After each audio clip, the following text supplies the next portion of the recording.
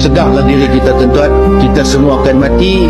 Macam mana kehidupan akhirat pula kalau tak ada bekalan? Terkandas kita di pertengahan. Bukan ratusan kilometer, tapi ribuan tahun kita nak lalu. Fasa alam kubur, fasa alam mahsyar. Itu nak kena investigation pula hari soal siasat. Nak kena bangun duduk di hadapan Allah Ta'ala. Tuan-tuan, waktu itu kita ni Allahu Rabbi, kepala tak berani angkat di hadapan Allah.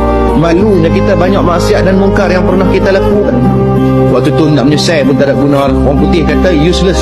Minta pula ke Allah Ta'ala. Bukan takat kita tundukkan kepala kita rapat, kita minta, Rabbana absarna wa sami'na farji'na.